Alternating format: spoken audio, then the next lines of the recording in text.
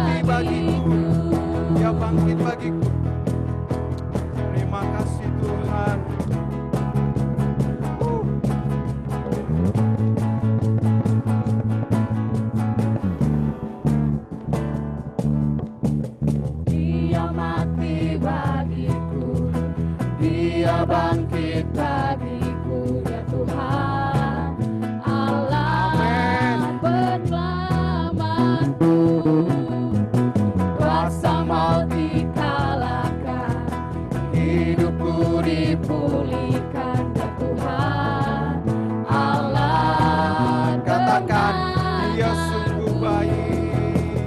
Dia sungguh baik, Dia sangat baik. Yesus, Dia baik bagiku. Dia sungguh baik, Dia sangat baik. Yesus, Dia baik bagiku. Amin. Dia sungguh baik, Dia sangat baik. Yesus, Dia baik bagiku. Dia sungguh baik, Dia sangat baik. Yesus, Dia baik bagiku. Dia sungguh baik. Dia sungguh baik, Dia sangat baik. Yesus, Dia baik bagiku. Dia sungguh baik, Dia sangat baik. Yesus, Dia baik bagiku. Dia sungguh baik. Dia sungguh baik, Dia sangat baik. Yesus, Dia baik bagiku. Dia sungguh baik, Dia sangat baik. Yesus, Dia baik bagiku. Yesus, Dia baik bagiku. Yesus, Dia baik bagiku. Yesus, Dia baik bagiku. Amin. Kau sungguh Tuhan, Kau sungguh baik. Terima kasih Tuhan. Terima kasih Tuhan. Kita mau bersorak lebih lagi buat Allah kita. Amin. Amin. Amin.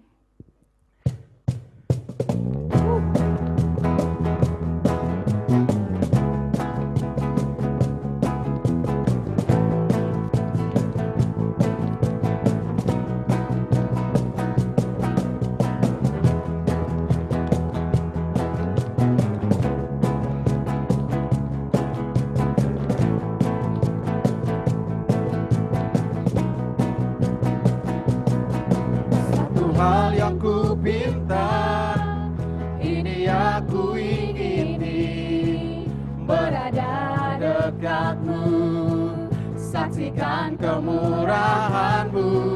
Satu hal yang ku tahu, ini aku ingini, menikmati kasih di dalam Katakan lagi, anugerah-Mu. satu hal yang ku pinta, Satu hal yang ku pinta, ini aku ingini, berada dekatmu, saksikan kemurahan-Mu. Satu hal yang ku tahu, ini aku ingini, menikmati kasih di dalam anugerah-Mu. Tuhan adalah terangku, penuntun hidupku. Kau buatku hidup di dalam rencana-Mu. Tiada ku takut, tiada ku gentar, bersama denganmu yang aku percaya.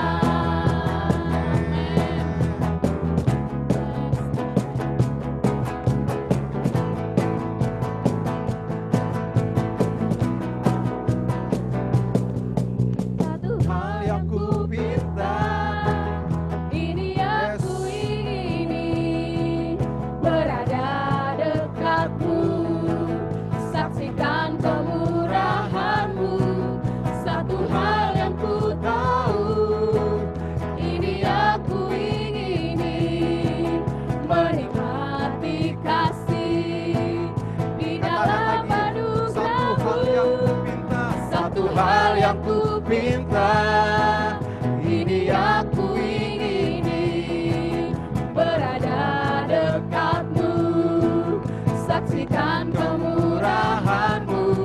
Satu hal yang ku tahu, ini aku ingini, menikmati kasih di dalam anugerahmu. Tuhan adalah terangku, penuntun hidupku. Kau buatku hidup di dalam rencanamu. Tiada aku takut, tiada aku gentar, bersama denganmu yang aku percaya. Tuhan adalah terangku, penuntun hidupku. Kau buatku hidup di dalam rencanamu. Tiada aku takut, tiada aku gentar, bersama denganmu yang aku percaya. Tuhan adalah terangku,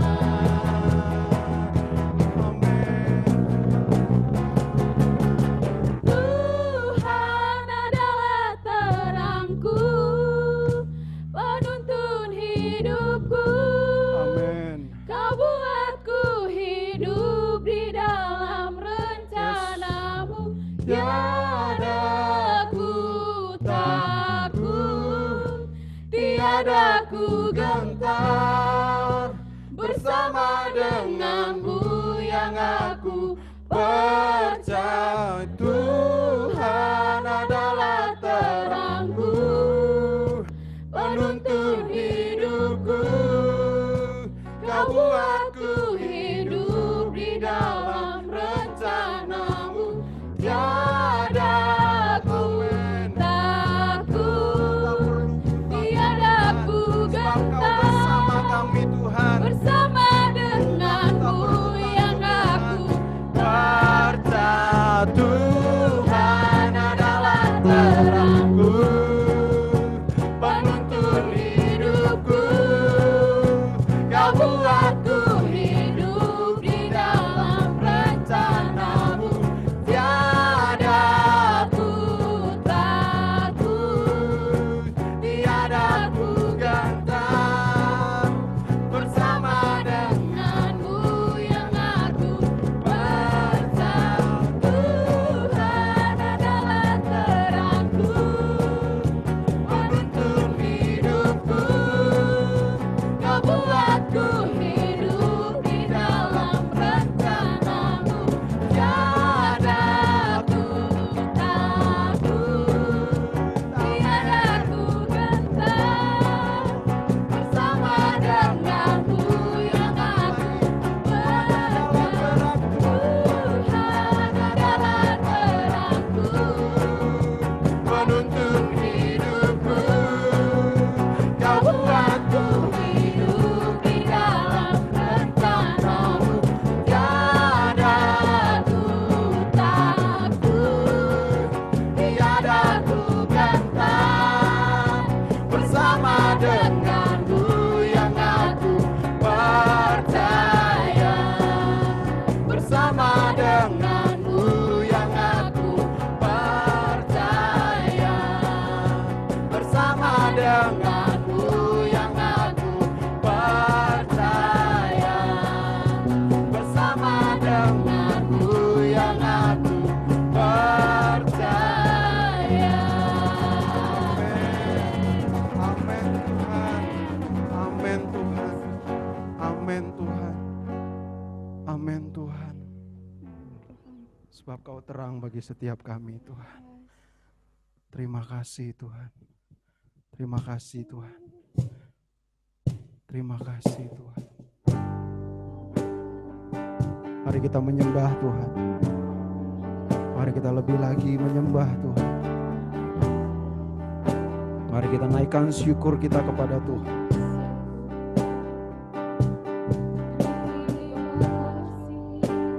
Terima kasih Tuhan. Terima kasih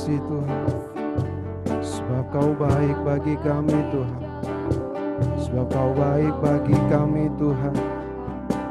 Terima kasih Tuhan. Terima kasih Tuhan. Terima kasih Tuhan. Terima kasih Tuhan. Terima kasih Tuhan. Terima kasih Tuhan. Terima kasih Tuhan. Terima kasih Tuhan. Terima kasih Tuhan. Kami mengucap syukur. Kami mengucap syukur. Sebab Kau baik bagi kami. Sebab Kau baik Tuhan. Sebab Kau baik Tuhan. Sebab Kau baik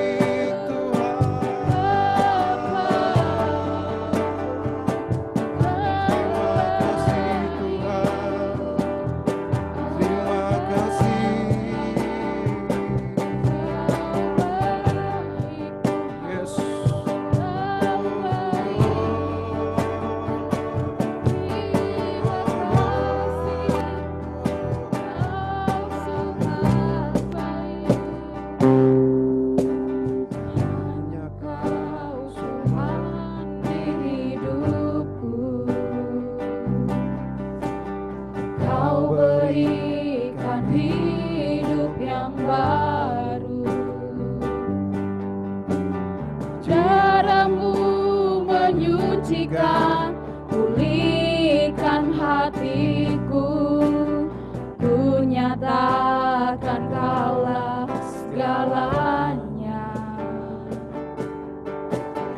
Engkaulah sumber pengharapan. Kuasa-Mu sanggup menyembuhkan. Jiwaku pun berserah hanya kepadamu. Yesus, Kaulah segalanya. Karena salib-Mu ku hidup. Karena salib-Mu ku menang.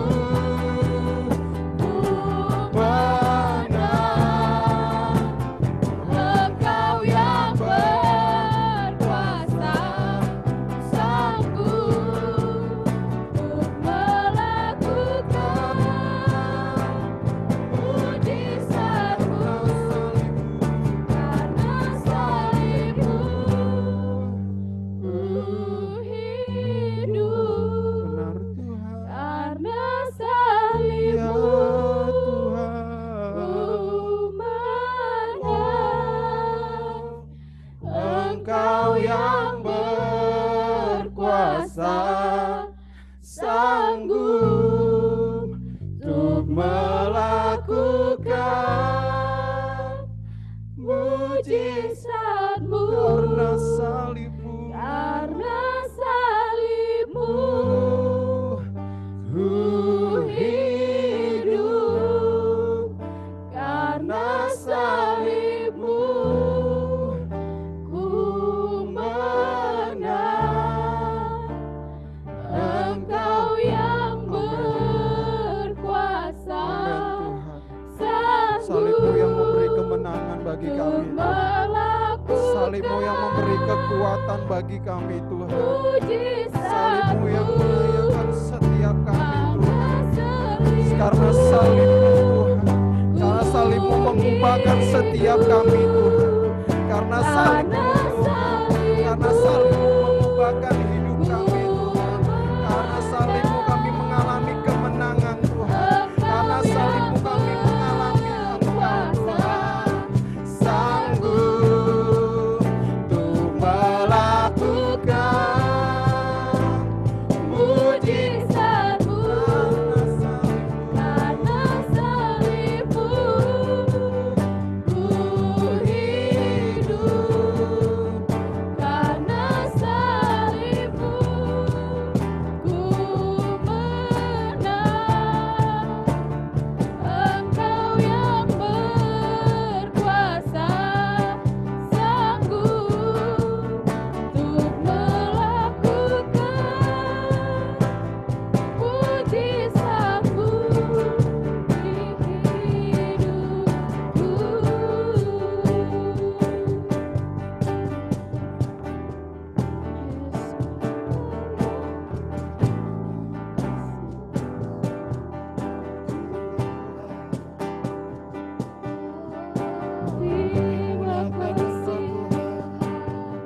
Terima kasih karena salibmu,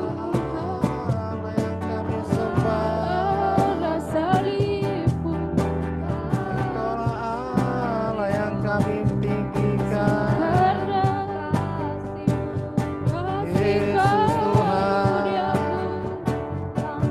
semua karena Yesus, aduh, Engkau dahsyat, semua karena Engkau luar biasa. Haleluya, haleluya, ya Yesus Tuhan, terima kasih.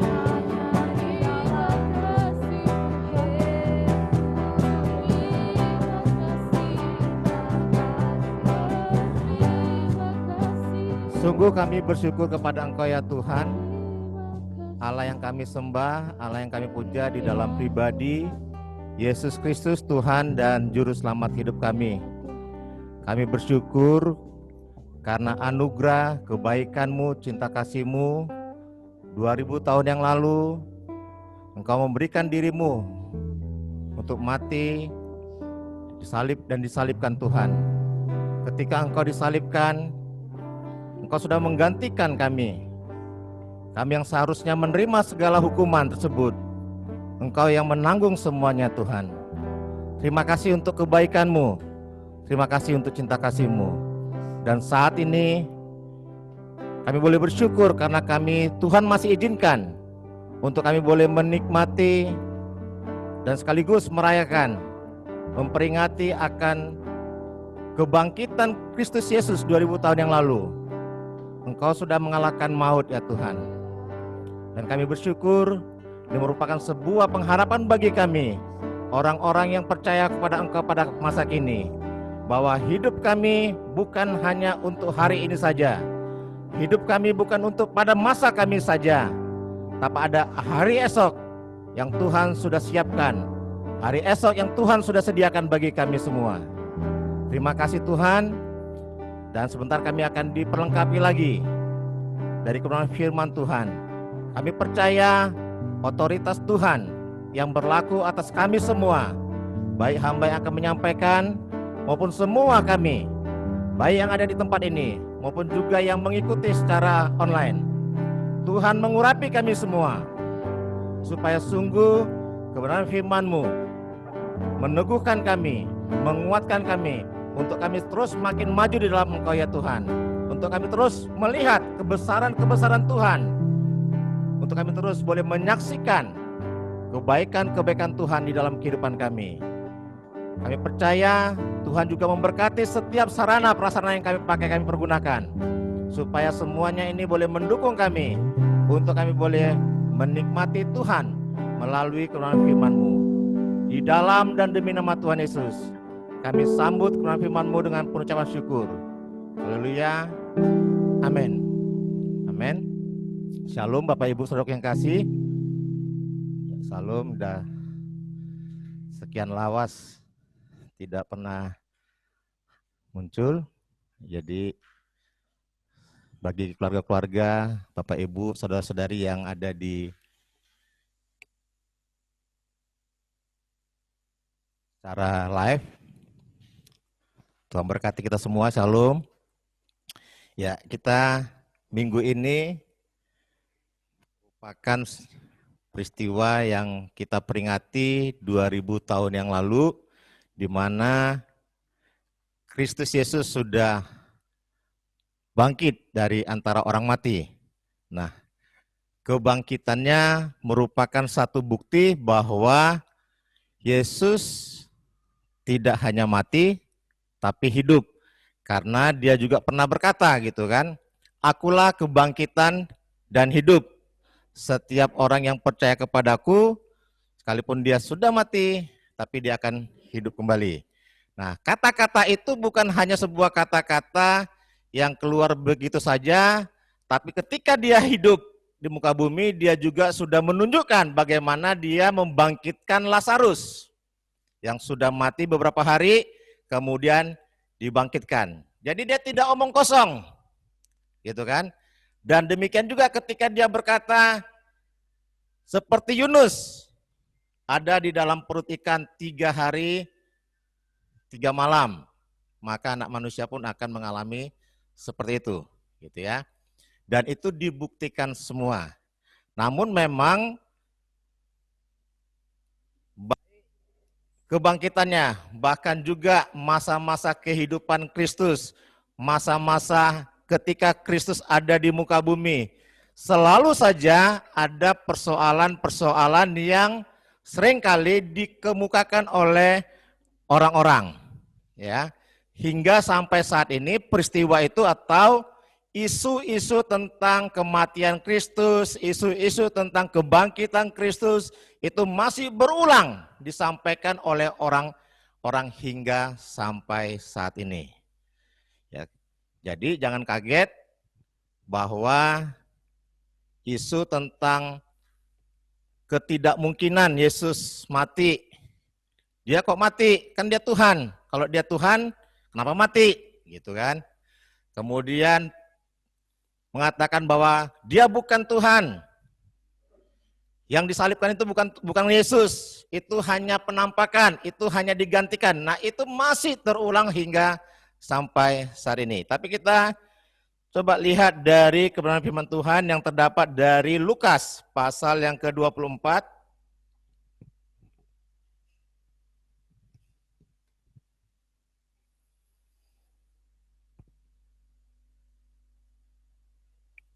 Lukas pasal yang ke-24 dimulai ayat yang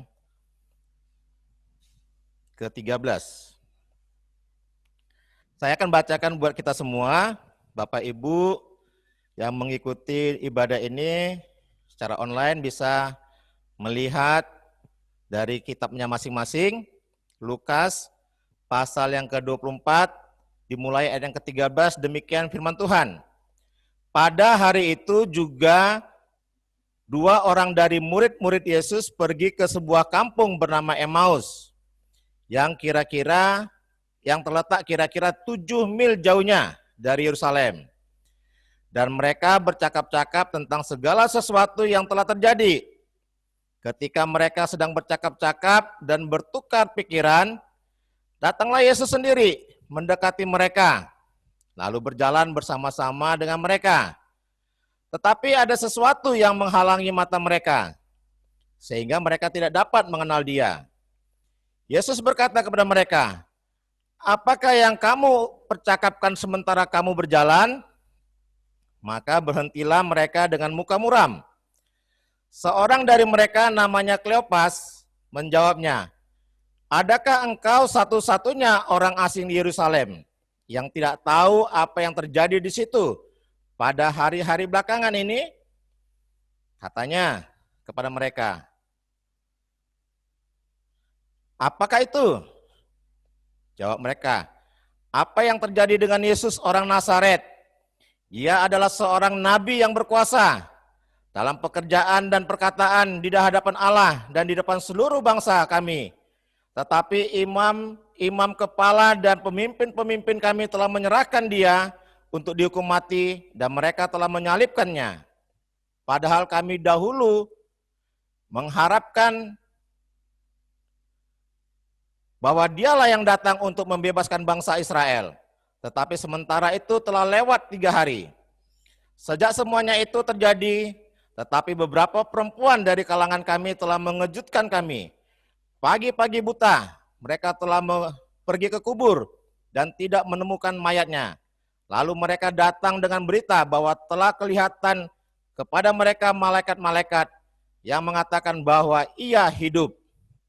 Dan beberapa teman kami telah pergi ke kubur itu dan mendapati bahwa memang benar yang dikatakan perempuan itu, tetapi dia tidak dapat mereka lihat. Lalu ia berkata kepada mereka, hai kamu orang bodoh, betapa lambannya hatimu sehingga kamu tidak percaya segala sesuatu yang telah dikatakan para nabi.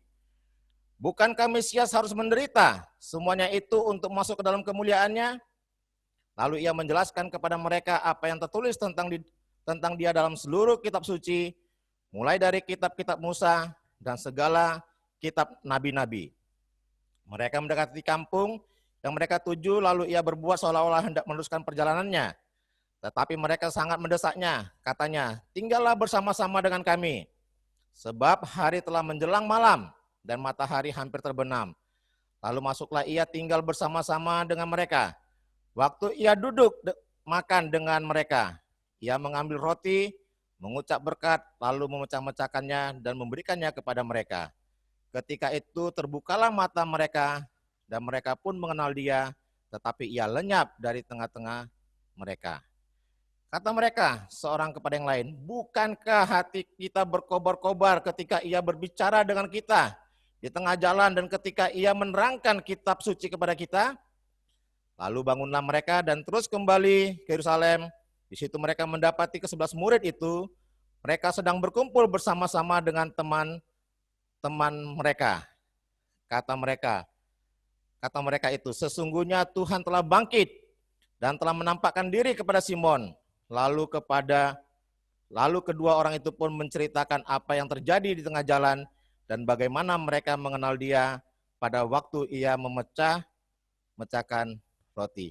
Nah, Bapak Ibu Saudara yang kekasih dalam nama Tuhan Yesus, di sini sangat menarik kalau kita baca bahwa memang ketika Yesus sudah mati, kemudian dikuburkan, gitu kan? Kemudian dia bangkit pada hari yang ketiga. Diceritakan tadi bahwa ada 2 orang muridnya yang sedang berjalan ke Emmaus, gitu ya.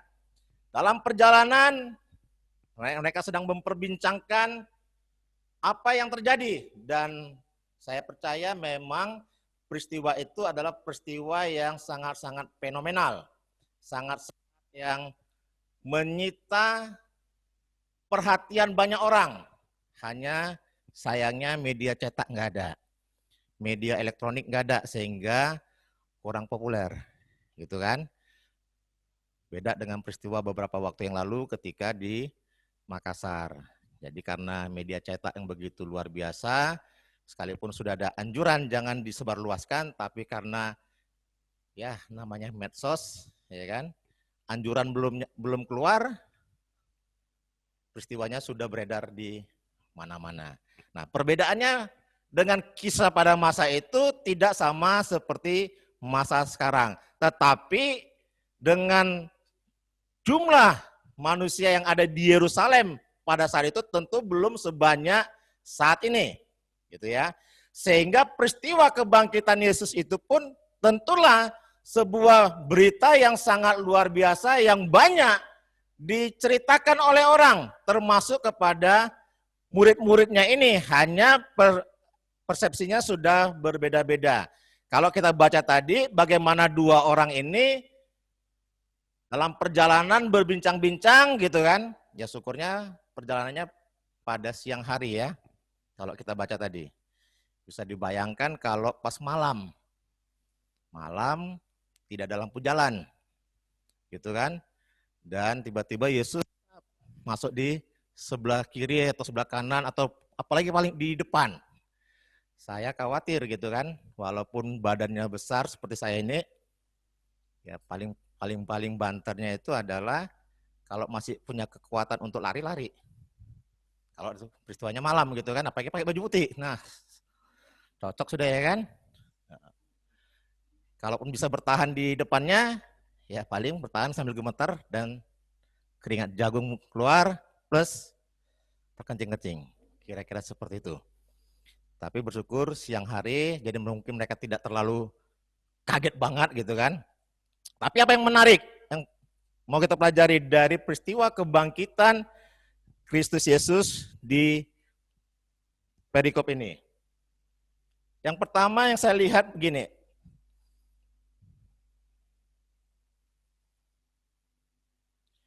Kalau kita lihat tadi di ayatnya yang ke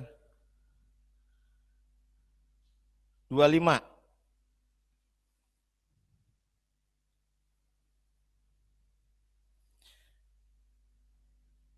Yesus berkata, lalu ia berkata kepada mereka, "Hai kamu orang bodoh, betapa lambannya hatimu sehingga kamu tidak percaya segala sesuatu yang telah dikatakan para nabi.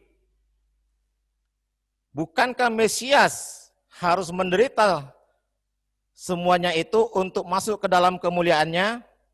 Lalu ia menjelaskan kepada mereka apa yang tertulis tentang dia dalam seluruh kitab suci, mulai dari kitab-kitab Musa dan segala kitab nabi-nabi. Wow.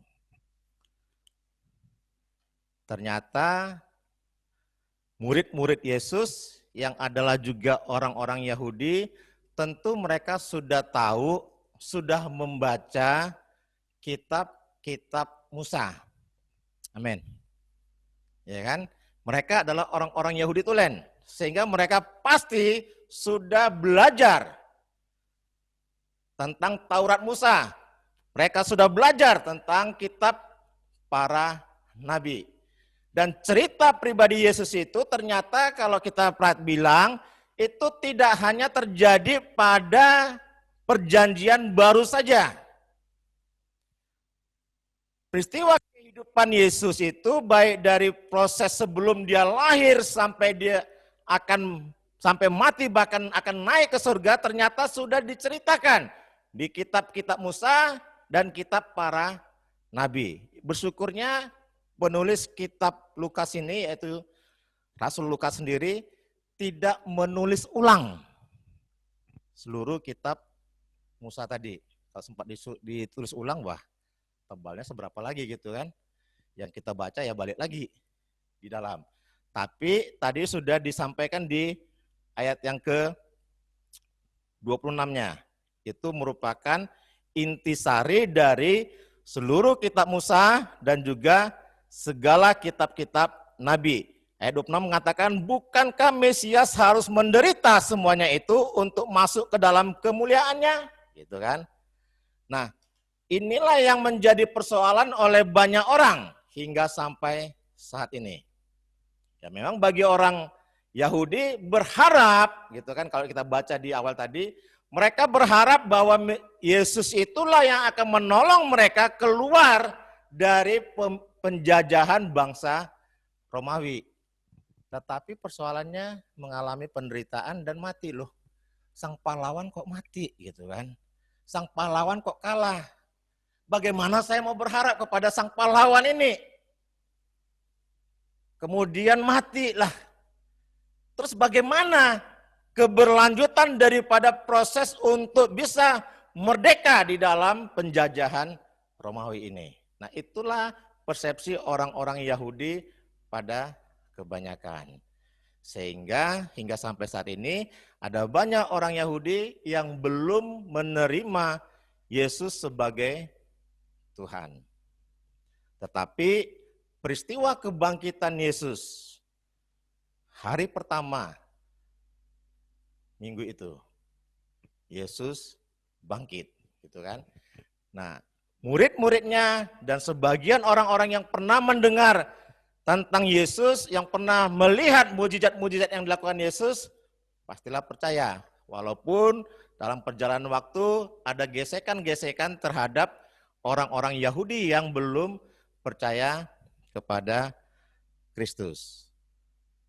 Kembali saya katakan seperti yang saya bilang tadi, bahwa isu tentang kematian, kebangkitan Yesus itu terus berulang hingga sampai saat ini. Bagaimana respon kita? Bagaimana reaksi kita terhadap orang-orang yang mengatakan tunjukkan, buktikan, gitu kan? Kalau betul-betul Yesus itu bangkit dari antara orang mati. Tadi kita baca, Yesus sendiri bilang bahwa Ia menjelaskan kepada mereka apa yang tertulis tentang Dia dalam seluruh kitab suci, gitu ya.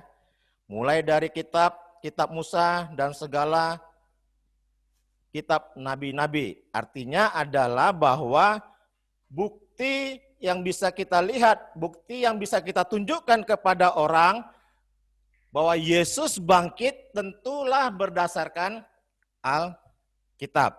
Coba kita lihat di 1 Korintus. 1 Korintus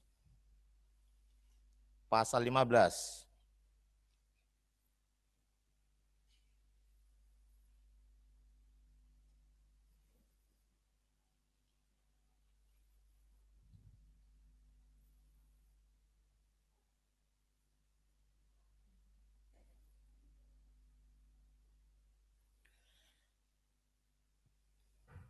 Pasal 15, mulai ayat 1 saya bacakan berkita sampai yang ke-11.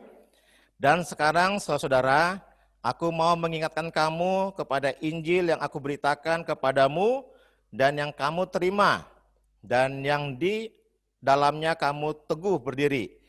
Oleh Injil itu kamu diselamatkan, asal kamu teguh berpegang padanya. Seperti yang telah aku beritakan kepadamu, kecuali kalau kamu telah sia-sia menjadi percaya. Sebab yang sangat penting telah kusampaikan kepadamu, yaitu apa yang telah kuterima sendiri. Ialah bahwa Kristus telah mati karena dosa-dosa kita, sesuai dengan kitab suci, bahwa Ia telah dikuburkan dan bahwa Ia telah dibangkitkan pada hari yang ketiga, sesuai dengan kitab suci. Bahwa Ia telah menampakkan diri kepada Kefas dan kemudian kepada ke-12 muridnya. Sesudah itu Ia menampakkan diri kepada lebih dari 500 saudara sekaligus. Kebanyakan dari mereka masih hidup sampai sekarang. Maksudnya sampai sekarang, sampai pada saat penulisan kitab atau surat 1 Korintus ini, gitu ya. Tetapi beberapa di antaranya telah meninggal. Selanjutnya Ia menampakkan diri kepada Yakobus, kemudian kepada semua rasul. Dan yang paling akhir dari semuanya, Ia menampakkan diri juga kepadaku sama seperti kepada anak yang lahir sebelum waktunya. Karena aku adalah yang paling hina dari semua rasul, bahkan tidak disebut rasul, sebab aku telah menganiaya jemaat Allah. Sampai situ. Nah, ini adalah ungkapan daripada Paulus, begitu ya. Memang Paulus dengan begitu terang, begitu polosnya berkata, dari semua rasul-rasul itu, aku yang paling hina, aku yang paling akhir, dan itu dia akuinya, gitu kan. Ya, memang kita tahu pasti bahwa perjumpaan Paulus dengan Yesus itu bukan semasa Yesus masih hidup. Tetapi ketika Paulus yang dikatakan Saulus itu, awalnya namanya Saulus, yang sudah diwisuda ya kan, diwisuda dari universitasnya Gamaliel gitu kan, dengan yang berkobar-kobar katanya, karena dia menganut paham, menganut keyakinan, menganut kepercayaan bahwa tidak ada Allah selain YHWH. Gitu kan? Tidak ada Allah lain yang patut disembah apalagi manusia. Dia dengan sangat antusiasnya meminta surat dari Mahkamah Agama, dari tua-tua Yahudi untuk bisa membunuh setiap orang yang percaya kepada Kristus. Dalam perjalanan ke Damaskus, disitulah dia mengalami perjumpaan dengan Tuhan. Enggak panjang lebar ceritanya. Pertemuannya, dia mengalami akhirnya tidak bisa melihat, gitu kan? Tapi itu membawa sebuah perubahan yang sangat luar biasa bagi dia dan mengalami Tuhan dalam kehidupannya.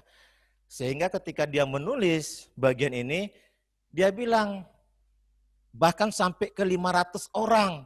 Dari yang 500 itu masih hidup ketika aku menulis surat ini. Artinya adalah, kalaulah ada orang-orang pada masa itu yang tidak percaya bahwa Yesus itu mati dan bangkit dari antara orang mati, tentulah orang-orang yang masih hidup itu akan protes.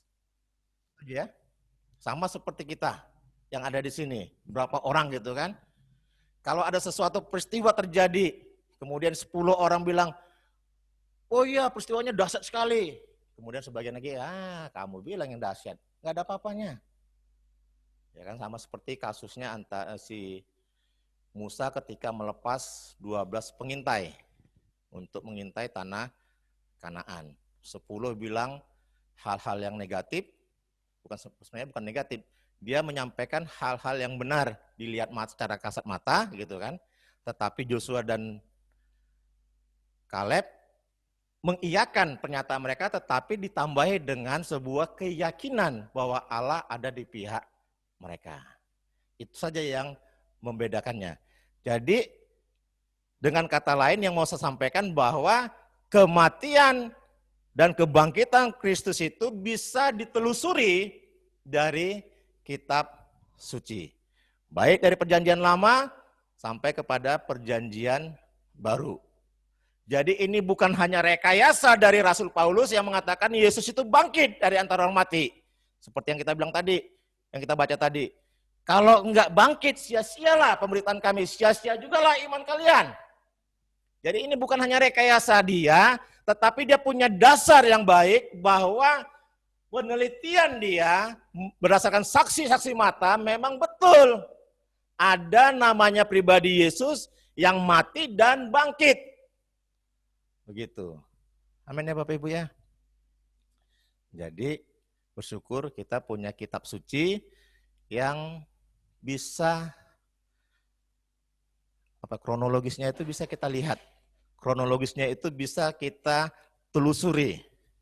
Jadi dia tidak muncul dengan sendirinya, tetapi ada dasar, ada faktor-faktor yang lain yang sebelumnya memang sudah ada. Sama seperti tahun lalu. Tahun lalu itu banyak hamba Tuhan bilang adalah pengulangan kepada masa paskanya orang Israel. Ketika orang Israel sebelum keluar dari Mesir, mereka di rumah saja. Itu kan? Kita karena awal corona, kita pun di rumah saja. Sama ya? Gitu kan? Tapi sekarang enggak, ini ada perbedaan sedikit. Nah, tapi itulah sebuah fakta bahwa sejarah akan terulang kembali. Dan kita bersyukur menikmati peristiwa sejarah ratusan tahun yang lalu yang pernah terjadi kepada bangsa Israel dan kita pernah menikmatinya. Kalau sekarang sebenarnya gereja-gereja tertentu yang sudah punya gereja permanen, itu kan, mereka sudah bisa ibadah di gereja masing-masing dengan menggunakan tetap mengikuti protokol kesehatan. Tapi ya kita pun masih bisa menikmati walaupun masih seperti ini. Ya kita berdoa supaya gereja, rencana pembangunan gereja kita bisa berlangsung dengan cepat. Amin. Iya. Kemudian kalau ada orang bertanya, itu kan kitab sucimu bos, ya kan? Ya karena itu kitab sucimu, wajar-wajar aja kamu bisa buktikan. Betul? Iya kan? Tapi yang sangat luar biasa adalah bahwa peristiwa Yesus mati, Yesus bangkit dari antara orang mati itu bukan hanya ditulis di dalam kitab sucinya orang Kristen saja. Tidak hanya ditulis oleh orang-orang Israel saja atau orang Yahudi dalam buku tanahnya gitu kan. Dalam buku Torahnya. Tetapi penulis-penulis lain, sejarah-sejarawan lain yang bukan orang Kristen, yang bukan percaya kepada Kristus pun menulis dalam buku mereka. Walaupun itu sudah lama, tetapi peristiwanya atau penulisnya itu adalah orang-orang yang masih hidup sejaman dengan para rasul. Ada yang di tahun 90-an, ada yang di tahun 120, dan ada yang 170. Yang sering disampaikan adalah Yosefus Flavius, begitu kan? Seorang sejarawan Yahudi yang awalnya dikatakan bahwa dia itu memang orang Yahudi, kemudian dia membelot kepada orang Roma, kemudian karena melihat peristiwa yang nyata yang terjadi di bangsa Yahudi, apa yang pernah disampaikan itu sebagai bagian dia, ya katakanlah bertobat pengertian dia mau berbalik ke Yahudi lagi, dia menulis buku dan menceritakan juga sebagian apa yang dialami oleh pribadi Yesus. Dan ada banyak lagi penulis-penulis yang sejaman dengan rasul-rasul itu yang mengungkapkan bahwa kematian dan kebangkitan Yesus itu pernah terjadi. Terlepas dia percaya atau tidak, begitu ya. Tetapi peristiwa itu tetap ada. Walaupun ada juga salah satu katanya dia seorang satir. Ya, satir itu suka menyindir gitu kan. Dalam cara yang berbeda dia menulis tentang kematian dan kebangkitan Yesus itu. Tapi dia sebenarnya mau mengolok-olok orang Kristen, kok bodoh banget mau percaya kepada orang yang pernah mengalami penyalipan. Itu kan sesuatu yang sangat-sangat bodoh, seperti itu. Tapi minimal itu tertulis. Ya, jadi dengan kata lain, kalau kita punya fakta, kalau kita punya data yang baik, kalau kita punya data yang sangat-sangat otentik, yang bisa ditelusuri baik dari kitab suci yang kita miliki saat ini, maupun juga dari literatur-literatur luar, ya kan? Yesus itu pernah mati, Yesus itu pernah disalibkan, Yesus itu pernah dibangkitkan dari antara mati. Ada seorang hamba Tuhan, begitu lantang dia berkata, sudah tutuplah sudah, saya sebagai orang Kristen, saya tutup Alkitab saya, kamu sebagai orang yang non-Kristen tutup kitabmu. Kita sama-sama menelusuri sejarah. Apakah betul ada peristiwa kematian dan kebangkitan Yesus itu? Supaya fair ya, supaya kita tidak saling tuding-menuding. Seperti itu. Karena dia meyakini dari data-data yang ada.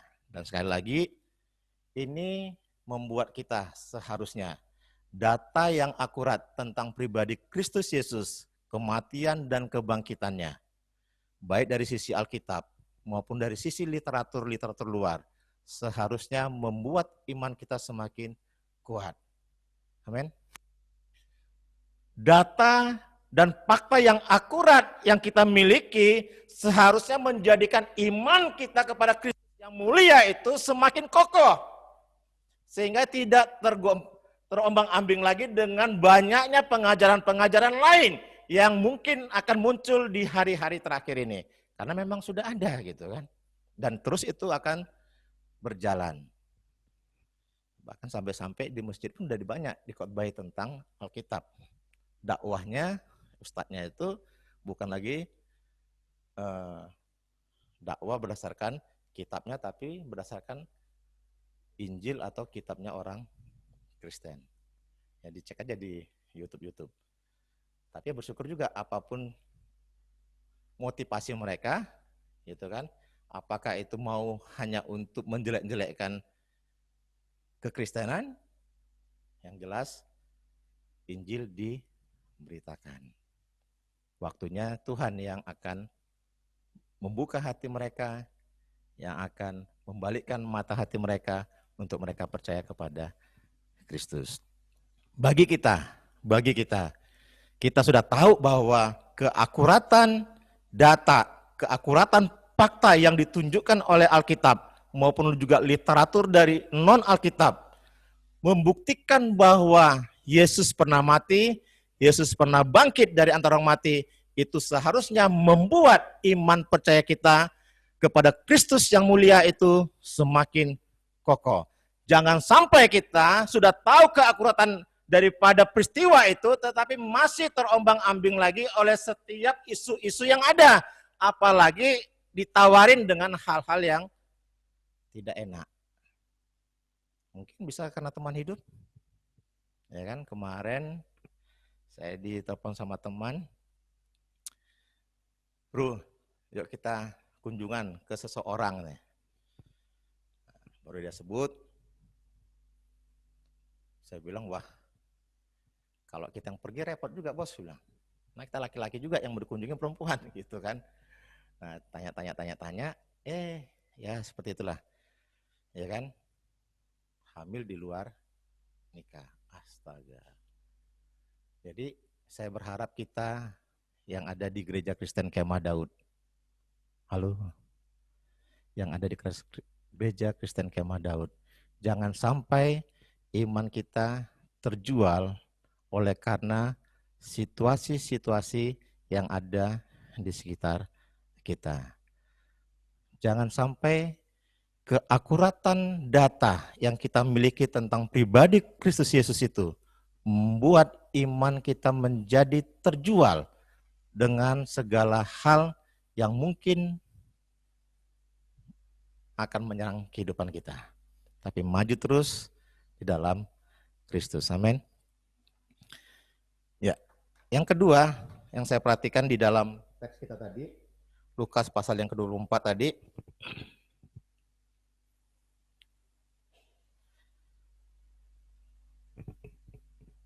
ayat 13, mulai ayat 13 dikatakan demikian. Pada hari itu juga, dua orang dari murid-murid Yesus pergi ke sebuah kampung bernama Emmaus yang terletak kira-kira 7 mil jauhnya dari Yerusalem, dan mereka bercakap-cakap tentang segala sesuatu yang telah terjadi. Ketika mereka sedang bercakap-cakap dan bertukar pikiran, datanglah Yesus sendiri mendekati mereka lalu berjalan bersama-sama dengan mereka. Tetapi ada sesuatu yang menghalangi mata mereka sehingga mereka tidak dapat mengenal Dia. Yesus berkata kepada mereka, "Apakah yang kamu percakapkan sementara kamu berjalan?" Maka berhentilah mereka dengan muka senyum. Muka muram ya? Muka muram itu kayak apa tuh? Abang Obed bisa tunjukkan muka muram itu gimana? Gaji terlambat gitu ya. Belum dapat pacar, ya bisalah muram itu kan. Terus apa lagi? Belum dapat jodoh, belum dapat sesuatu yang diinginkan, ya mukanya bisa muram gitu ya. Nah, tetapi di sini bukan muram karena itu, tapi muram karena Yesus bertanya, peristiwa apa gitu kan. Oke. Amin. Kemudian dikatakan demikian, seorang dari mereka namanya Kleopas menjawabnya, "Adakah engkau satu-satunya orang asing di Yerusalem?" Ya, kalau orang Samarinda ini mungkin berkata gini, "Kamu orang anyar kah?" Ya kan? Ya, peristiwa yang sebegitu luar biasanya ini kok nanyanya seperti itu gitu kan? "Kamu orang anyar kah?" Ya kan? Itu mungkin kalau di Samarinda, tapi bersyukurnya peristiwanya bukan di Samarinda gitu ya. Nah, jadi apa yang mau saya sampaikan di sini bahwa ternyata para murid-murid ini pun mereka hanya bisa bertukar pikiran, hanya bisa berdiskusi, kemudian membayangkan, wah seandainya Yesus itu tidak mati, seandainya ketika disalib itu gitu kan, Yesus menunjukkan powernya, kuasanya, dia turun dari salib itu, kemudian membasmi semua orang-orang Romawi. Itu mungkin harapannya, gitu kan?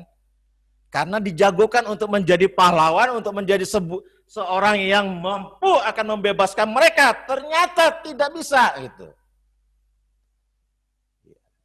Karena memang konsepnya berbeda. Nah, banyak orang Kristen, ya kan, rajin ke gereja, rajin baca Alkitab, udah banyak tahu tentang Alkitab, banyak hafal tentang Alkitab. Ya, moga-moga nggak ada di GKD. Tapi seringkali tidak bisa melihat segala sesuatu dalam kehidupan nyatanya secara realistis. Ya kan? Loh, aku kan sudah percaya sama Kristus. Aku kan sudah mengakui Yesus sebagai Tuhan dan Juru Selamat hidupku. Aku sudah berdoa sekian lama, sekian jam per hari, sekian 10 jam per minggu, dan dihitung-hitung semua. Saya sudah banyak baca Alkitab, bahkan 1 tahun itu bukan hanya sekali dari Kejadian sampai Wahyu. Mungkin sudah 3 kali, gitu kan. Tapi dengan kenyataan yang ada, masih belum sanggup untuk melihat sebuah realita yang ada. Tuhan, sekian lama aku berdoa, Tuhan, kenapa nggak dijawab-jawab, Tuhan? Adakah Tuhan sebenarnya? Nah, mulai kan. Nah, ini yang menjadi persoalannya. Ya. Ini sedikit cerita, waktu saya ikut terlibat di Daulat untuk mengenakan pakaian kepada seorang jenazah, gitu ya. Ya, jujur saya pun pada saat itu kok bisa berani gitu. Padahal kalau jangankan melihat orang yang kecelakaan, mendengar kronologis orang kecelakaan aja, ya kalau seperti di kartun-kartun tuh ada bintang-bintang yang berputar-putar di kepala gitu kan, pusing gitu. Tapi pada saat itu bisa. Saya bilang, hebat juga ya, bisa ya gitu kan. Saya kagum sendiri kepada diri sendiri. Wah, ada satu peningkatan gitu. Dan ketika mengenakan pakaian itu, ya ada yang bilang, tenang ya, kami pakaikan bajumu supaya rapi. Ada yang bilang, jangan tegang-tegang ya, supaya nanti ganteng ya. Mau ketawa nggak enak ya kan? Ya, saya mau ketawa nggak enak, ya sudah gitu. Pas sudah selesai, semua sudah selesai, ya cuma tinggal jasnya yang belum, karena jas yang disiapkan memang kecil gitu ya. Jadi pas mau keluar dari ruangan itu, ruangan jenazah, saya bilang ke seseorang, kamu dengar nggak apa yang dia bilang tadi? Selamat tinggal dunia tipu-tipu. Dia pun ngeliat saya. Ya saya nggak tahu arti lirikannya. Dia percaya atau enggak, gitu kan? Tapi yang mau saya bilang adalah realistisnya dia sudah meninggal, gitu. Mau diomongin gimana pun nggak dengar. Dan demikian juga apa yang saya bilang tadi itu kalau sempat dia percaya pun kebacot juga, gitu kan? Jadi artinya orang yang meninggal itu udah nggak bisa dengar apa-apa yang kita bilangin dan tidak bisa ngomong juga. Kalau sempat dia ngomong ya mungkin juga lari juga, gitu kan? Itu realita, gitu kan? Itu kenyataan. Tapi kenapa kita nggak bisa untuk melihat itu? Apakah karena dengan alasan, wah ini kan tradisi, gitu kan? Ya ini hanya ungkapan ya, lain ungkapan rasa sedih dengan yang seperti itu. Ya, beberapa waktu yang lalu juga saya sering cerita bagaimana pengalaman ketika orang tua saya meninggal. Ya saya kadang-kadang ketawa dengan keluarga yang datang sambil teriak-teriak, nyebut-nyebut. Ya kalau orang Batak, tulang, padahal aku tadinya janji mau datang tulang. Ya. Ini gimana mau ngomong, orang udah meninggal gitu kan. Ya itu waktu saya masih SMP saja sudah punya pemikiran seperti itu. Jadi yang saya bilang, yuklah kita jalani kehidupan ini dengan realistis, gitu ya. Kebangkitan Kristus itu seharusnya membuat kita semakin realistis dengan segala sesuatu yang kita jalani. Jangan terlalu banyak berhayalnya, jangan berhalusinasi, begitu kan. Ayo kita, ini faktanya, ini kenyataannya, ada tantangan, iya. Ya jangan disalah-salahkan yang lain gitu. Apalagi kalau kita mungkin pernah dengar, oh tempatnya itu angker. kita ikut-ikutan juga bilang angker. Oh iya, tempatnya itu angker. Berapa kali ke situ kecelakaan, pada mati. Ya ampun. Kok ikut-ikutan? Padahal ngaku Kristen kan gitu kan. Kenapa nggak dilihat dari sisi human error? Ya kan bahasanya kan. Ada kesalahan manusianya, dia tidak hati-hati, atau kita yang hati-hati, orang pihak lain yang tidak hati-hati. Pas tempatnya di situ. Iya, memang di sini tempatnya selalu makan nyawa sini. Kita ikut-ikutan mengklaim juga. Iya. Loh, kita kan bilang bahwa roh Tuhan yang ada padaku lebih besar kuasanya daripada roh ya ada di dunia ini. Kan gitu kan?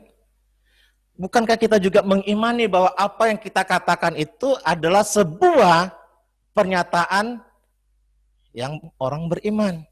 Nah, kalau kita ikut-ikutan dengan yang begitu, ya apa gunanya kita membaca Alkitab kan gitu kan, sama seperti murid-murid tadi sudah tahu kitab Musa itu mengajarkan apa, sudah pernah membaca kitab nabi-nabi itu, tetapi karena Yesusnya tidak menunjukkan kekuasaannya ketika dia ada di kayu salib itu, atau ketika ditangkap sama prajurit-prajurit Roma itu, dia membuat sebuah pesta yang sangat-sangat super besar, memanggil malaikat-malaikat untuk menghabisi semua orang-orang Romawi.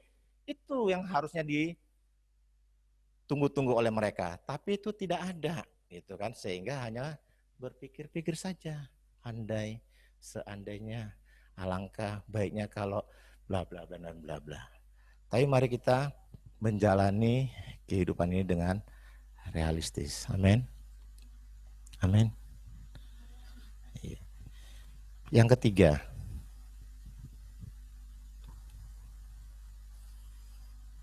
ayat 28 mulai dari Lukas 24.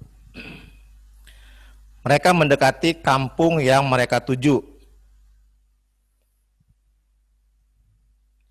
Lalu ia berbuat seolah-olah hendak meneruskan perjalanannya. Tetapi mereka sangat mendesaknya. Katanya, tinggallah bersama-sama dengan kami, sebab hari telah menjelang malam, dan matahari hampir terbenam. Lalu masuklah ia untuk tinggal bersama-sama dengan mereka. Waktu ia duduk makan dengan mereka, ia mengambil roti, mengucap berkat, lalu memecah-mecahkannya dan memberikannya kepada mereka. Ketika itu terbukalah mata mereka, dan mereka pun mengenal dia. Tetapi ia lenyap dari tengah-tengah mereka. Kata mereka seorang kepada yang lain, bukankah hati kita berkobar-kobar ketika ia berbicara dengan kita di tengah jalan dan ketika ia menerangkan kitab suci kepada kita? Amin. Ya. Kadang kita balik peristiwa ini. Kita seringkali membalik ayat ini. Ketika kita mendapatkan berkat, hati kita berkobar-kobar. Ketika kita melihat mujizat, hati kita berkobar-kobar. Semangat antusiasnya kita itu oleh karena mujizat yang kita terima, oleh karena doa kita yang dijawab, maka kita akhirnya berkobar-kobar untuk melayani, berkobar-kobar untuk melakukan segala sesuatu karena kita sudah melihat mujizatnya. Tapi lihat bagian ini. Firman Tuhan ini tidak mengatakan ketika mereka sudah makan tadi, apa yang terbuka? Matanya. Bukan hatinya yang berkobar-kobar. Bisa ngerti ya maksudnya? Halo? Bisa ngerti ya? Jadi bukan karena rezeki, bukan karena segala sesuatu yang kita dapatkan, sehingga hati kita berkobar-kobar. Tetapi kita tetap bisa berkobar-kobar hati kita oleh karena firman Tuhan yang kita jadikan sebagai pelita bagi kaki kita dan terang bagi jalan kita. Amin. Dengan demikian ketika kita memang benar-benar seperti yang kita gaungkan, membaca, merenungkan, terus apa lagi? Yang G4 ya? Gerakan membaca firman Tuhan, terus merenungkan, menghafal.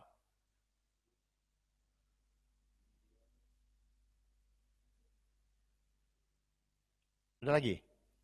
Ya, itu jangan sampai berhenti di situ saja gitu kan. Oh, saya sudah merenungkannya, saya sudah membaca 10 pasal per hari. It's okay. Itu bagus gitu ya. Oh, saya sudah membaca satu hari itu bukan hanya 10 pasal. Ya karena masa pandemi, karena masa situasi yang ada saat ini, maka saya lebih banyak di rumah baca Alkitab. Nggak salah gitu kan, dan lebih bagus. Tapi itu yang harusnya membuat kita berkobar-kobar. Pembacaan firman Tuhan kita, perenungan firman Tuhan kita itulah yang harusnya membuat hati kita berkobar-kobar. Kalaupun doa kita dijawab, kalaupun apa yang selama ini kita gumulkan, Tuhan jawab, itu hanya membuka mata kita untuk menceritakan kepada orang lain dan juga bisa membuka mata kita melihat kepada orang lain yang membutuhkan pertolongan itu sendiri. Amin Bapak Ibu. Jadi jangan dibalik bagian ini, gitu kan? Berkobar-kobar karena kita membaca Alkitab. Kita berkobar-kobar karena kita membaca firman Tuhan. Kita berkobar-kobar hati kita karena kita sedang melakukan firman Tuhan. Doa kita dijawab apa enggak dijawab, kita tetap berkobar-kobar antusias kepada Tuhan. Permohonan kita dijawab atau tidak dijawab, tapi karena kita sudah mengamalkan firman Tuhan, kita sudah menghidupi firman Tuhan, maka hati kita masih tetap berkobar-kobar. Itulah yang harusnya terjadi dalam peristiwa kebangkitan Kristus ini. Banyak ikuti kebangkitan, perayaan, ibadah kebangkitan dan kematian dan kebangkitan Kristus, tetapi hanya sebatas di situ saja. Ini yang menjadi dilemanya. Tapi mari kita belajar bersama-sama. Saya juga belajar terus. Makanya ketika saya baca ini, ya Tuhan, ketika orang mendapatkan berkat itu, yes Tuhan, Engkau baik Tuhan, Engkau dahsyat Tuhan, Engkau luar biasa Tuhan, glory Tuhan. Ya kan? Tapi ketika doanya lambat dijawab sama Tuhan, ketika pergumulannya lambat dijawab sama Tuhan, yang adanya Tuhannya apa enggak ya? Ini yang menjadi persoalannya sama banyak orang yang ngaku percaya kepada Kristus. Saya tidak bilang di GKD ya. Mau bilang di luar sana pun nanti banyak yang di luar. Jadi serba salah. Tapi intinya sekali lagi Bapak Ibu Saudaraku yang kekasih, yuk kita belajar dari peristiwa kebangkitan Yesus Kristus ini. Jadikan hati kita berkobar-kobar untuk melakukan segala sesuatu itu untuk Tuhan, bukan karena kita sudah mendapatkan berkatnya terlebih dahulu, tetapi mau ada berkatnya, mau ada pujiannya, mau ada orang menyanjung kita atau tidak menyanjung kita, bahkan mungkin ada orang yang mencaci maki kita, ada orang yang menjelekkan kita, tapi kita tahu firman Tuhan, kita tahu kebenaran firman Tuhan, hati kita masih berkobar-kobar, hati kita masih antusias, hati kita masih bergairah di dalam Tuhan. Itu yang perlu saya dan Bapak Ibu Saudara sekalian kita sama-sama menghidupinya. Sehingga makna kebangkitan Kristus itu yang fakta dan datanya sangat-sangat akurat menjadikan iman percaya kita semakin kokoh kepada Kristus Yesus, dan kebangkitan Yesus Kristus itu menjadikan kita menjalani hidup ini realistis dan juga kita tetap berkobar-kobar. Situasi boleh tidak mendukung kita, suasana boleh tidak selalu maunya kita, gitu kan? Tapi hati kita yang harus berkobar-kobar. Banyak cara yang Tuhan bisa buka. Ya kita bilang, oh ini masih pandemi, ya betul. Tapi apakah karena kita pandemi terus kita nggak bisa melakukan sesuatu, gitu kan? Ada seorang, ya saya bilang hamba Tuhan juga dia. cuma namanya, tapi dia bukan mengembalakan di sebuah gereja. Dia seorang polisi berpangkat kombes, komisaris besar, gitu kan. Dua video yang pernah saya lihat, satu dia diwawancari oleh hamba Tuhan, mungkin pernah kenal dengan nama Gilbert, gitu ya. Kemudian video yang kedua yang saya lihat, dia diwawancari oleh mantan Menteri Kesehatan era SBY, Ibu Padilla, Siti Padilla, gitu ya. Nah, dia bilang bahwa, ya kan, ini hati-hati dengan kita, banyak kita saat ini bukan saja orang non-Kristen, tapi orang Kristen juga sudah diperbudak dengan gadget. Ya. Dia bilang sudah diperbudak dengan gadget. Begitu bangun, bukannya membangun saat teduhnya dengan Tuhan, bukan membangun hubungannya dengan Tuhan, tapi ambil gadget. Cek WA, cek Instagram, cek apalagi Facebook, apa yang pakai Twitter lagi segala macam gitu kan. Ya. Ini yang menjadi persoalannya. Akhirnya waktunya banyak tersita dengan gadget, dan inilah yang menguras energi kita kepada Tuhan. Akhirnya kita pun yang harusnya semangat kepada Tuhan, tapi karena banyaknya informasi yang kita baca lewat WA, lewat segala macam yang tadi, kita pun akhirnya menjadi orang-orang yang tidak lagi bergairah untuk melakukan segala sesuatu, bahwa apa yang kukerjakan ini adalah untuk Tuhan. Malah sebaliknya, aku akan mengerjakan ini karena saya akan mendapatkan profit sekian. Itu yang dia sampaikan. Saya bilang kaget juga gitu. Wah, hebat juga ini orang. Masih muda orangnya. Mungkin sekitar 30-an di 40 gitu kan. Sudah menjadi seorang komisaris besar polisi. Tapi dia bisa berani berkata seperti ini. Jadi jangan sampai fitrah kita yang memang kita diciptakan segambar dan serupa dengan Allah, ya waktu dia ngomong sama Ibu Siti Padilla itu ya bilang Allah, ya ngikut-ngikutin logat mereka lah gitu ya. Kita akhirnya jadi hamba gadget ini, dia bilang. Ini adalah sebuah cara orang, ya kan, cara ya dia sebut ada non-state, bukan negara, tapi dia satu kelompok yang seringkali menguasai atau mengendalikan situasi yang ada. Nah, Bapak Ibu saudara yang kekasih dalam nama Tuhan Yesus, sampai hidup kita menjadi orang-orang yang menjadi kurang pesimis dalam kehidupan ini. Maksud saya, jangan sampai kita menjadi orang yang pesimis oleh karena sesuatu yang kita tidak dapatkan, karena sesuatu yang tidak kita inginkan itu belum terkabul, tapi biarlah firman Tuhan yang kita baca, firman Tuhan yang kita renungkan itu membuat kita semakin hari semakin berkobar-kobar. Berkat itu hanyalah sebuah sarana untuk kita melihat bahwa Tuhan memang berkuasa, berdaulat untuk melakukannya itu bagi kita. Dan akhirnya mata kita juga terbuka untuk bisa menyalurkan berkat yang Tuhan kasih itu kepada orang yang membutuhkan. Amin. Makna kebangkitan Kristus yang kita perayakan hari ini menjadikan iman kita semakin kokoh di dalam Tuhan, karena data yang akurat yang kita miliki untuk melihat, untuk mengetahui bahwa memang betul Yesus pernah mati, pernah bangkit dari antara orang mati.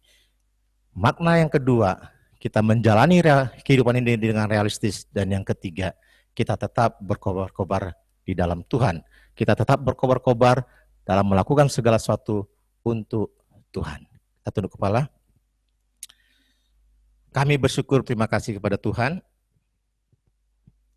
yang sudah mengizinkan kami pada saat ini untuk membaca bagian firman-Mu dari Lukas pasal yang ke-24 ini ya Tuhan.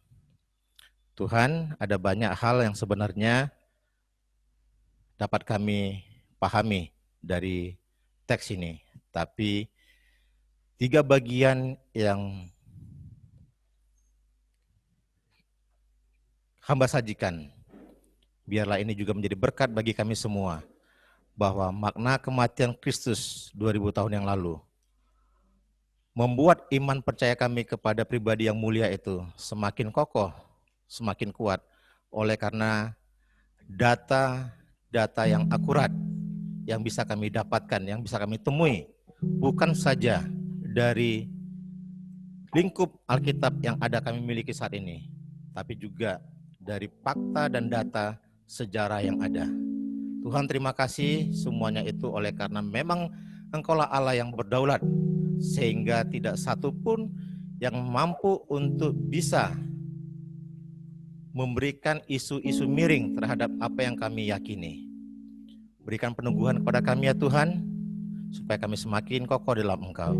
Dan demikian juga, biarlah makna kebangkitan Kristus yang kami rayakan saat ini, kami terus realistis dengan kehidupan yang kami jalani, sehingga apapun aktivitas yang kami lakukan dengan segala sesuatunya, itulah realita yang kami hadapi ya Tuhan. Supaya kami tidak gampang untuk bersungut-sungut, kami tidak gampang untuk menjadi orang yang pesimis, tapi akhirnya kami tetap terus berkobar-kobar di dalam Tuhan, tetap berkobar-kobar untuk melakukan segala aktivitas kami, dan itu kami tujukan kepada Tuhan. Oleh karena firman Tuhan yang terus kami renungkan di dalam kehidupan kami masing-masing.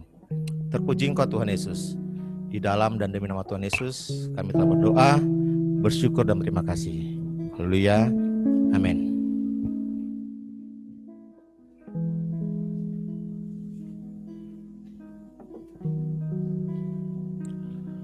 Puji Tuhan, kita sudah mendengarkan kebenaran firman Tuhan.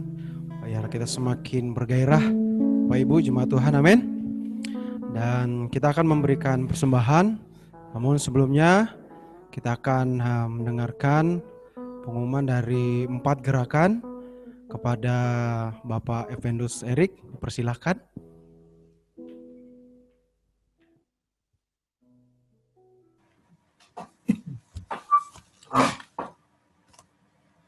Oke, tes.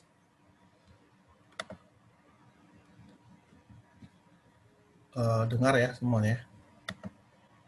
Sebentar, saya ini kan komputer. Oke, Shalom, selamat siang jemaat Tuhan yang ada di rumah maupun yang ada di sekre ya. Saya mau mewakili dari rekan-rekan yang gerakan mencintai firman Tuhan untuk menyampaikan atau mensosialisasikan gitu ya tentang gerakan ini gitu ya. Oke, gerakan mencintai firman ini juga sebenarnya sudah kita mulai bersama dengan gerakan-gerakan yang lain gitu ya, dan sudah sangat baik. Dan dulu kita pernah sama-sama menghidupin tentang membaca firman Tuhan gitu ya, membaca firman Tuhan dari Kejadian sampai Wahyu, dan juga pernah belajar menghafalkan ayat firman Tuhan dan sebagainya, yang dimana itu adalah dari gerakan mencintai firman gitu ya. Nah, itu semua sudah pernah kita lakukan semua Bapak Ibu, dan sangat baik dan sangat luar biasa gitu ya. Dan bersyukur kalau sampai saat ini masih ada yang konsisten untuk menghidupin itu, kita sangat luar biasa lah untuk Bapak Ibu semua.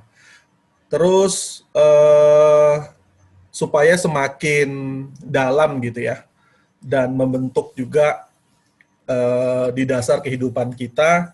Nah, kami dari GMF itu mensosialisasikan tentang pola 4M gitu ya.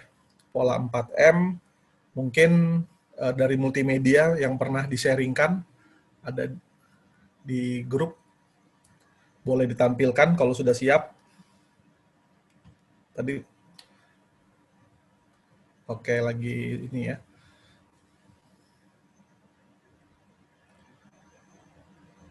Sudah tampil di layar Bapak Ibu atau yang ada di sekre?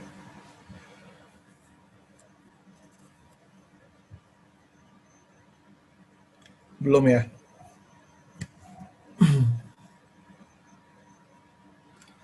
Oke, saya lanjut aja sambil ini supaya waktunya nggak terlalu lama juga. Nah, supaya semakin dalam gitu ya untuk dan semakin membentuk di dasar kehidupan kita, kami dari GMM itu mensosialkan lagi pola 4M.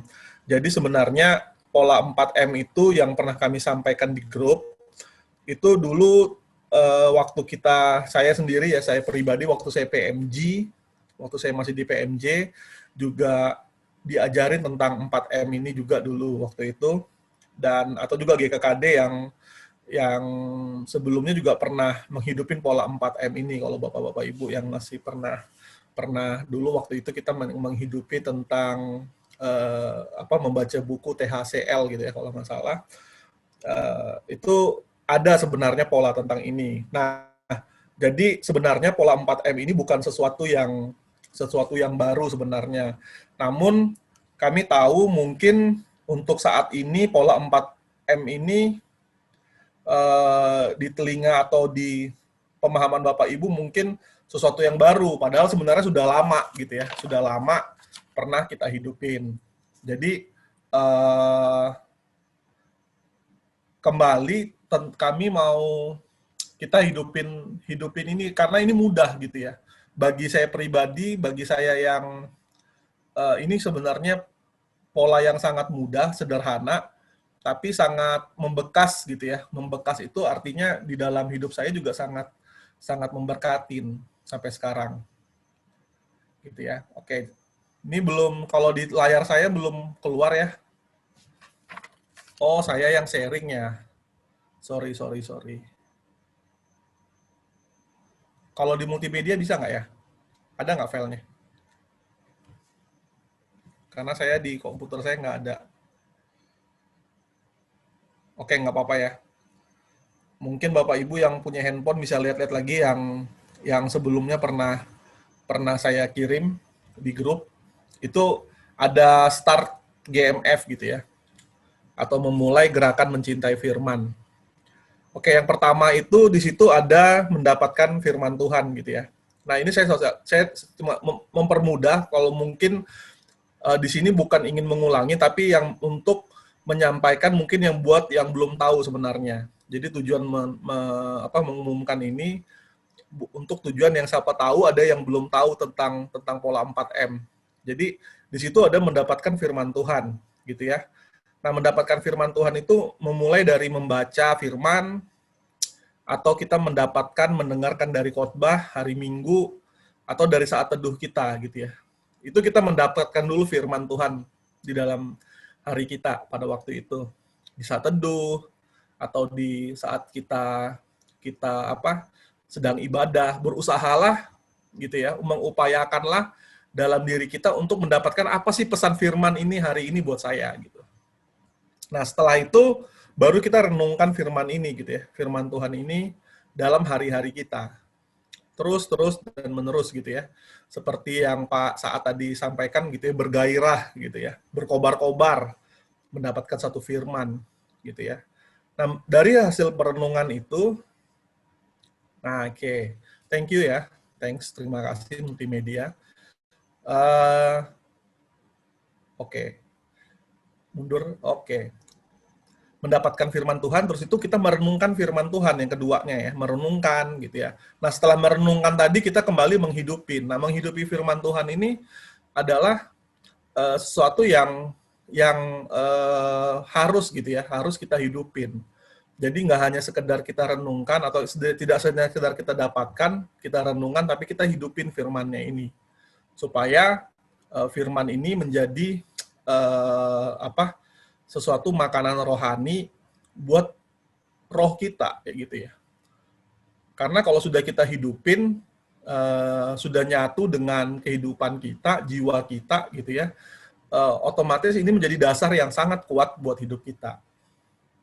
Nah, ini tujuannya Bapak Ibu. Nah, terus setelah kita hidupin terus-menerus, sudah menjadi gaya hidup buat hidup kita. Nah, barulah kita bukan suatu step ya, tapi di sini kita membagikannya dengan lebih powerful sesuatu yang kita bagikan. Firman Tuhan yang kita bagikan adalah firman Tuhan yang sudah kita hidupin sebenarnya. Kenapa step keempat menjadi membagikan firman Tuhan? Jadi tidak terbalik-balik ya. Bapak Ibu baca firman, terus itu membagikan firman. Tapi sebenarnya sesuatu itu tidak pernah Bapak Ibu renungkan, atau tidak pernah Bapak Ibu hidupin. Makanya pola 4M ini bagi kami, atau saya pribadi, sesuatu yang sangat sampai saat ini kami boleh hidupin gitu ya. Oke, paham ya Bapak Ibu? Mudah-mudahan paham, mudah-mudahan terus itu Bapak Ibu tidak terbalik-balik, mulai dengan mendapatkan firman Tuhan, merenungkan firman Tuhan, menghidupi firman Tuhan, dan membagikan firman Tuhan itu. Oke, saya tidak panjang-panjang gitu ya. Coba deh, boleh kita sedikit kita praktekkan gitu ya. Kita praktekkan sedikit lah, kita praktekkan. Artinya kita sebutkanlah pola ini gitu ya. Boleh sama-sama di rumah kita baca ya. Satu adalah mendapatkan firman Tuhan. Oke, terdengar. Dua, merenungkan firman Tuhan. Tiga, menghidupi firman Tuhan. Empat, membagikan firman Tuhan. Jadi step by step ya, step by step, dan itu tidak terbalik-balik. Oke, terima kasih ya. Ini yang mungkin yang cukup ini aja sih saya sampaikan buat kita semua. Semoga Bapak Ibu semuanya semakin bisa memiliki dasar yang sangat kuat gitu ya di dalam pengenalan yang benar akan Tuhan. Terima kasih, selamat siang, selamat Hari Paskah juga buat kita semua. Tuhan Yesus memberkati. Puji Tuhan, kita sudah mendengarkan momen dari GMF, kita juga semakin antusias untuk hidup dalam mencintai firman. Amin. Bapak Ibu, Pak Tuhan. Dan saatnya kita akan memberikan persembahan. Mari saya setiap kita berdiri, kita memberikan persembahan, dan persembahan yang akan dikumpulkan dapat dikirim ke rekening gereja. Dan mari kita memberi yang terbaik buat Tuhan.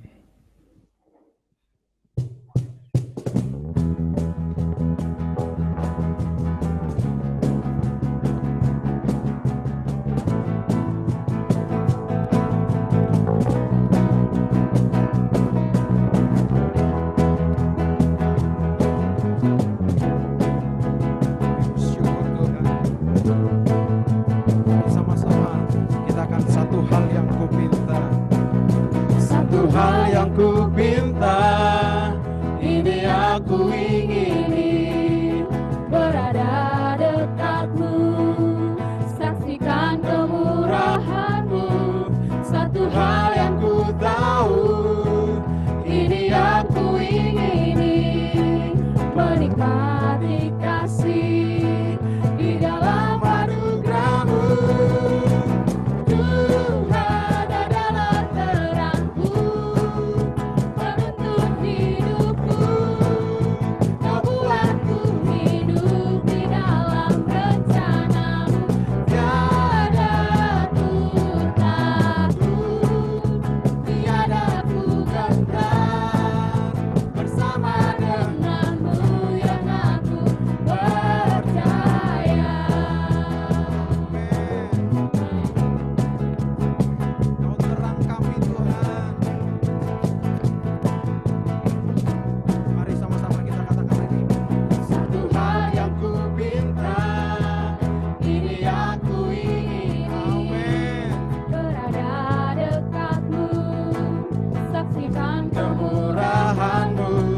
Satu hal yang ku tahu, ini aku ingini, menikmati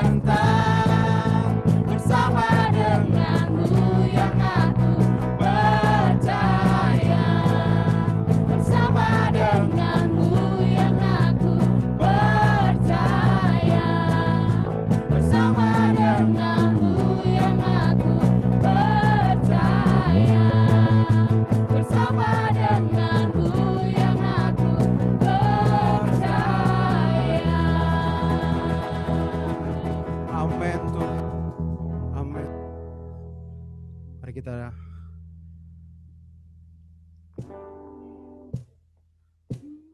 datang sama Tuhan.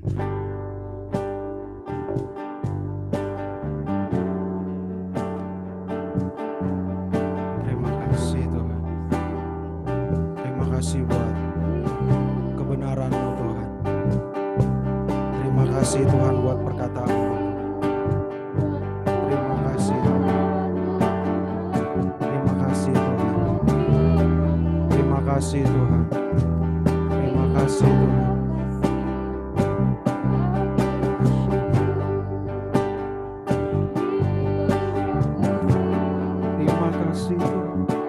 Terima kasih Tuhan, Kau sungguh baik Tuhan, baik Tuhan, Kau sungguh baik Tuhan. Kami bersyukur Tuhan, terima kasih Tuhan, terima kasih Tuhan.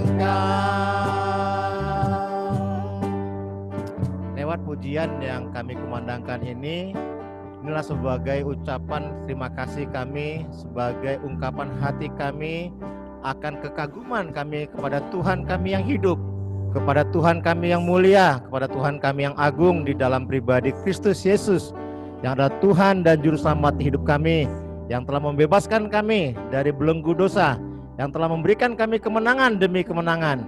Kami bersyukur, berterima kasih ya Tuhan. Dan demikian juga Tuhan, kami bersyukur karena dalam rangkaian ibadah kami, Tuhan juga mengizinkan kami untuk kami boleh ambil bagian untuk memberikan persembahan ya Tuhan. Terima kasih Tuhan Yesus untuk setiap kami umat Tuhan yang boleh memberikan persembahan. Setiap persembahan-persembahan yang kami sudah berikan, Tuhanlah yang memberkatinya, supaya melalui persembahan tersebut kami, gereja Tuhan, umat Tuhan, boleh melakukan lebih banyak lagi untuk kegiatan ataupun untuk aktivitas pelayanan-pelayanan untuk kemuliaan-Mu ya Tuhan. Setiap kami yang sudah memberi, Tuhan berkati kami ya Tuhan. Usaha-usaha baik kami, pekerjaan-pekerjaan baik yang sudah Tuhan sediakan bagi kami. Biarlah Tuhan terus memberkatinya, sehingga melaluinya kami terus mendapatkan berkat yang daripada Tuhan. Dan jadikan kami terus Tuhan menjadi alat di tangan Tuhan di setiap tempat di mana Tuhan percayakan kami untuk berusaha dan juga untuk bekerja, ya Tuhan Yesus. Terima kasih Bapak Surgawi, terima kasih. Demikian juga untuk kegiatan kami sepanjang sepekan ke depan, ya Tuhan. Kami berdoa di dalam nama Tuhan Yesus. Tuhan yang menolong kami, Tuhan yang memberikan kemampuan dan kesanggupan kepada kami, sehingga kami boleh melakukannya, mengerjakannya. Semuanya adalah untuk kepujian dan kemuliaan bagi nama-Mu, ya Tuhan Yesus. Terima kasih Bapak Surgawi, terima kasih. Dan Bapak Ibu Saudara yang kekasih dalam nama Tuhan Yesus, manapun kita berada, arahkan hatimu dan terimalah berkat yang daripada Allah Bapa, kasih sayang daripada Tuhan kita Yesus Kristus, serta penghiburan daripada Allah Roh Kudus. Itulah yang menjadi bagian kita hari ini, esok sampai Maranatha Yesus datang kali yang kedua. Semua yang kita yang percaya katakan amin. Amin. Tuhan Yesus berkati. Selamat siang, selamat mati kemenangan dari Tuhan. Selamat Paskah.